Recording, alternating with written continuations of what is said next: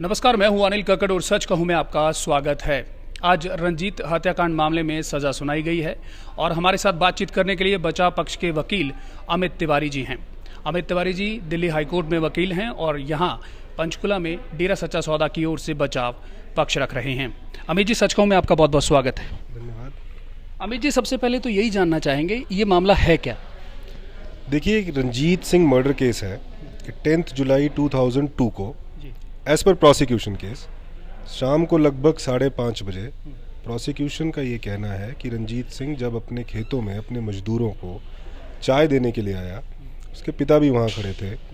जब वो चाय देने के बाद वापस बाइक पर बैठा तो दोनों तरफ खेतों से 4 लोग निकले और उन्होंने ताबड़तोड़ गोलियां चला दी, जिससे उसका देहांत हो गया। उसको हॉस्पिटल ले गए, he was declared broad dead. तो ये वो पूरा मामला था जिसकी जांच पहले पुलिस ने की, फिर हाई कोर्ट में मैटर गया, हाई कोर्ट ने इसको सीबीआई को ट्रांसफ़र किया, फिर सीबीआई ने जांच की, दे filed couple of chargesheets.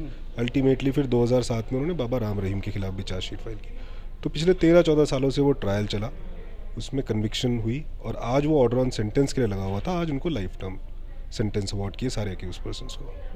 Amit ji, जिस तरीके से हर केस में जांच एक बहुत बड़ी चीज़ होती है, इस मामले में भी जांच हुई है, सीबीआई की जांच हुई है, उस पर क्या कहेंगे? देखो, जांच हो या ट्रायल हो, दी एंटायर पर्पस इस पूरा उसका उद्देश्य है कि सच्चाई सामने आए। क्योंकि एक साइड आरोप लगाती है, दूसरी साइड कहती है कि मैंने ये क्राइम नहीं किया है। एक थर्ड इंडिपेंडेंट एजेंसी जांच करती है, फिर ट्रायल होता है।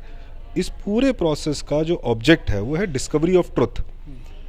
अब देखा यह गया है कि जनरली हाई प्रोफाइल केसेस में या इस तरह के केसेस में पहले जांच होती है, फिर ट्रायल होता है, फिर सच निर्धारित होता है कि ये इस केस का सच है। इसमें पहले दिन ही सच निर्धारित कर दिया जाता है कि हाँ, ये तो इन्होंने ही क्राइम किया है, और उसके बाद उसी प्रकार से जांच, उसी प्रकार से ट्रायल कंडक्ट कराया जाता है। तो जांच मेरे हिसाब से इस केस में पुलिस या सीबीआई ने बिल्कुल ही डिफेक्टिव जांच है। They framed up and cooked up the entire case.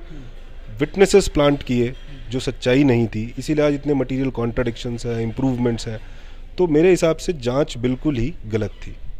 Amit ji, जिस तरीके से आप बता रहे हैं कि जांच में इतनी खामियां थी, प्लांट किया गया, फिर भी आप जो बचाव पक्ष की दलीलें हैं उन्हें कोर्ट ने इग्नोर क्यों किया?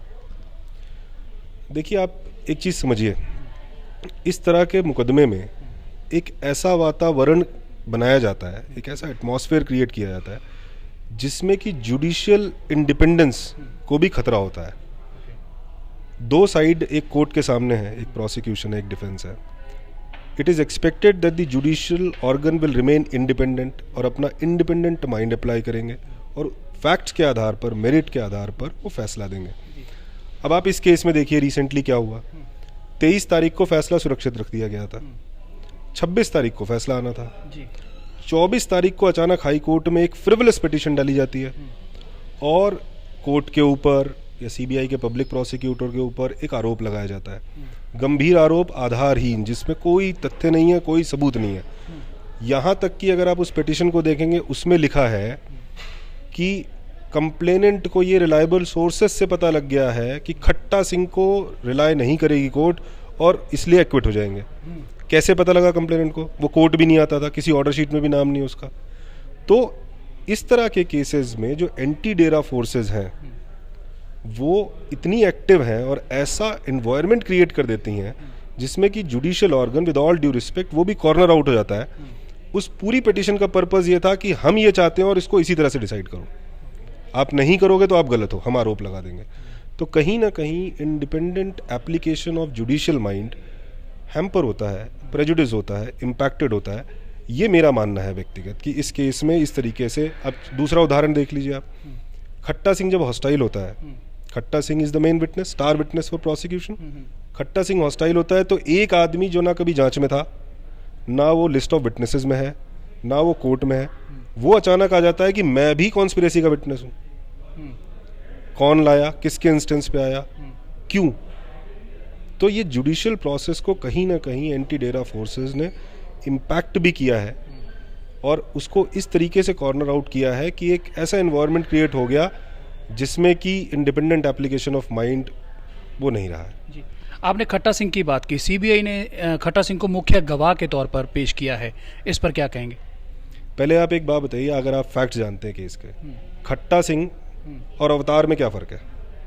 सीबीआई का ये केस है कि इन सभी अक्यूज पर्सन्स ने, खट्टा सिंह भी उसमें बैठा था, वहाँ पर एक कॉन्स्पिरेसी की कि जाके इसको मार दो। ये सीबीआई का केस है। अवतार भी कुछ नहीं बोला, खट्टा भी कुछ नहीं बोला सीबीआई के हिसाब से। मैं अपने केस की बात नहीं कर रहा हूँ। अवतार क्यों अक्यूज है और खट्टा सिंह क्यों बाहर है? खट्टा सिंह विटनेस प्लांट किया गया, उसको डराया धमकाया गया, जो उसने पहले कहा भी था कि या तो तुम्हें भी मुलजिम बना देंगे या तुम इनके खिलाफ गवाही दो।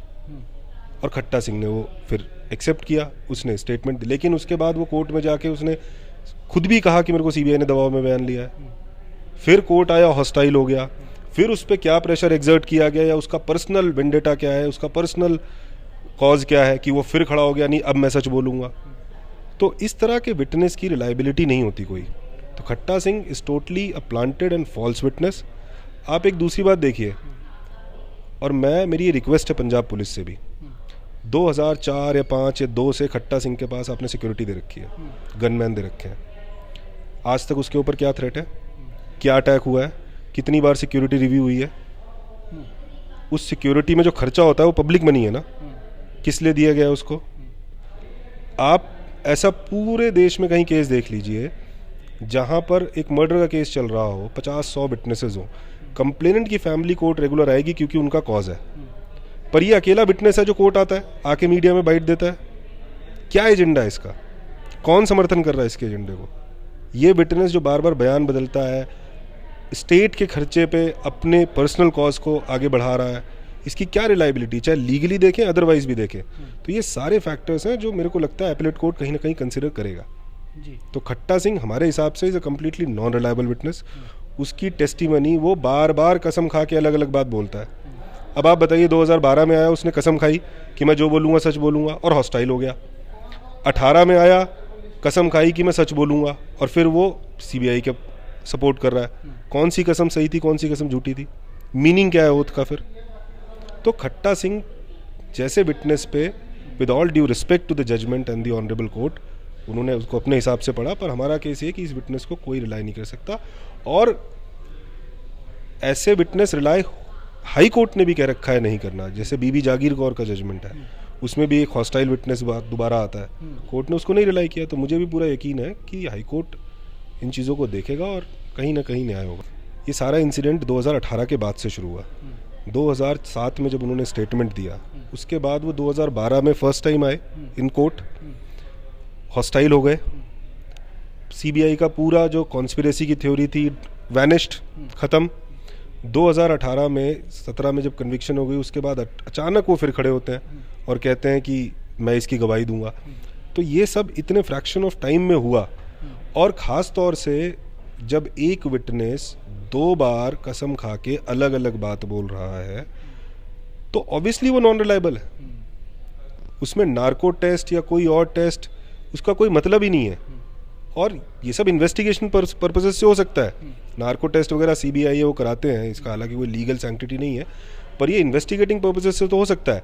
पर जहाँ तक जुडिशियल डिसिप्लिन का सवाल है, इस तरह के विटनेस को कभी कोर्ट ने रिलायबल नहीं माना है, पर अनफॉर्चुनेटली इस केस में माना है। I have not seen the judgement, जब देखेंगे तब देखेंगे किस तरह से माना है उसको। जी। प्रोसिक्यूशन की ओर से जो एविडेंसेस की बात कही गई है, उस पर क्या कहेंगे?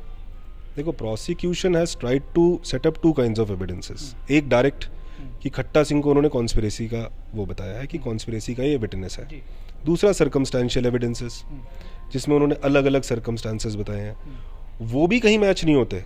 तो अगर खट्टा नॉन रिलायबल है, उसको हटा दो आप, तो सर्कमस्टेंशियल एविडेंस बचे। सर्कमस्टेंशियल एविडेंस में भी किसी प्रकार का कोई मिलान नहीं है।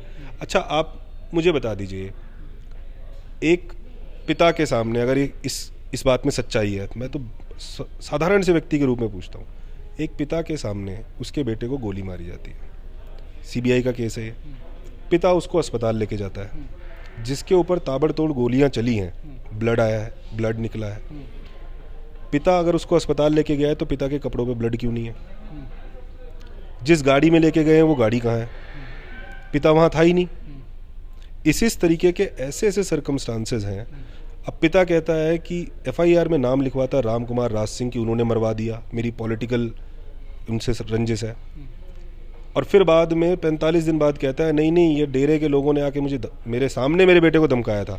अगर किसी पिता के सामने किसी उसके बेटे को दो लोग आके धमकाते हैं, एक बार नहीं, उसके परिवार के सामने भी, बहन के सामने, बीवी के सामने, और फिर वो उन्हीं व्यक्तियों को गोली मारते हुए देखेगा, नाम नहीं लेगा। और फिर उसका सिंपल सा एक वो आ जाता है कि मैं डिस्टर्ब था, मुझे उस टाइम समझ नहीं आया।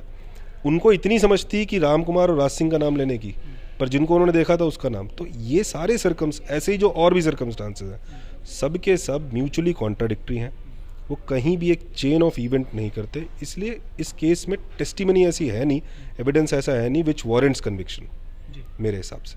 अमित जी, जिस तरीके से अभी आपने मीडिया ट्रायल की भी बात की, क्या मीडिया ट्रायल भी इम्पैक्ट कर रहा था या उसका इम्पैक्ट हुआ है, क्या मानते हैं? देखो, मीडिया को सेल्फ रेस्ट्रेंट करना चाहिए, और अगर आप मीडिया के बारे में गहराई में पढ़ेंगे तो job of media is to report, not to support. पर over the period of time media ने इतना ज़्यादा अपना रुख बदल लिया है कि पहले दिन से एक परसेप्शन क्रिएट कर दो कि they are so much powerful और इन्होंने ये ऑफेंस किया और इनके खिलाफ कोई एक्शन नहीं हो रहा, so that because of the public perception pressure is created upon the administration as well as on the judiciary कि पब्लिक कॉन्शियंस को सेटिस्फाई करना है। तो मीडिया ट्रायल कहीं ना कहीं 100% इम्पैक्ट करता है, और उसने इस केस में भी किया है। 3 केस सीबीआई कोर्ट में चले, तीनों में कन्विक्शन गुरुजी को हुआ है। गुरुजी ही क्यों मतलब बार बार आपको लगता है कि इन्हें ही टारगेट किया जाता है? आप इतिहास उठा के पढ़ लो, जब भी कभी किसी संत ने, किसी व्यक्ति ने सोशल रिफॉर्म, पब्लिक को एक नई दिशा देने की कोशिश की है, वो हमेशा प्रताड़ित हुआ है, उसको कष्ट सहना पड़ा है। और वो अब गुरुजी के केस में अगर वो नशे के खिलाफ बोलते हैं तो it's completely against a drug racket, और रिलीजियस एंगल्स भी हैं। तो इन सब चीज़ों को अगर आप गहराई में देखोगे, इनके बारे में सोचोगे, तब आपको पता लगेगा कि क्यों इस आदमी को टारगेट किया जा रहा है। कुछ पॉलिटिकल इंटरेस्ट हैं कुछ लोगों के इकोनॉमिक इंटरेस्ट है, कुछ लोगों के रिलीजियस इंटरेस्ट है। आप खट्टा की पूरी इन्वेस्टिगेशन कर लो, पता लग जाएगा कौन कौन इन्वॉल्व है, how is he connected and to whom he is connected. तो Guruji Baba Ram Rahim is personally targeted because it satisfies, और he is actually a threat to some people because of their political interest और इकोनॉमिक इंटरेस्ट। तो ऐसे लोगों को target किया जाता है एंटी टेरर फोर्सेस द्वारा। अमित जी, अंतिम सवाल, जिस तरीके से मीडिया ट्रायल चला है और मीडिया के इवन हियरिंग के दौरान भी अंदर से कुछ खबरें आती हैं जिनको सामने मीडिया अपने तरीके से पेश करता है, जैसे सुनवाई के दौरान गुरुजी जो है बड़े निराश थे, हताश थे, रहम की अपील कर रहे थे, सिर झुकाकर खड़े थे, ऐसी चीज़ें बाहर आती हैं, इस पर क्या कहेंगे? देखिए, मैंने इसीलिए बोला ना, job of media is to report, and to report is what is true. जो सत्य है उसको दिखाइए। मैं 5-7 दिन पहले खुद मिल के आया हूँ उनसे जेल में। He is fit, he is normal, he is fine, number 1। और दूसरा, पूरा विश्वास है उनको कि न्याय उन्हें मिलेगा। तीसरा, आज मीडिया ट्रायल हो, जो भी हो, चाहे प्रोसिक्यूशन की स्टोरी हो, आज आप देखिए आज के डे में दे ट्राइड देयर बेस्ट कि इसमें डेथ पेनल्टी हो। गुरुजी ने आज भी, जब वो पेश हुए थे वीसी के थ्रू, उन्होंने जज साहब से आज भी रिक्वेस्ट की थी कि sir, subject to your orders, या अगर नियमावली ये कहती है जेल प्रशासन की, तो मैं जो काम करता आया हूँ समाज को सुधारने के लिए, समाज को मोटिवेट करने के लिए, वो मैं यहाँ जेल में भी करना चाहता हूँ और जेल के माध्यम से बाहर भी करना चाहता हूँ। इस प्रकार की अगर कोई व्यवस्था बन जाए तो वो बहुत ही पॉजिटिव है, बहुत ही शांत हैं। उनका फोकस है कि मैं जो काम करता आया हूँ समाज सुधार के लिए, वो मैं कंटिन्यू करूँगा।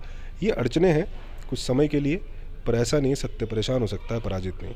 बहुत बहुत शुक्रिया सच को अपना समय देने के लिए। धन्यवाद।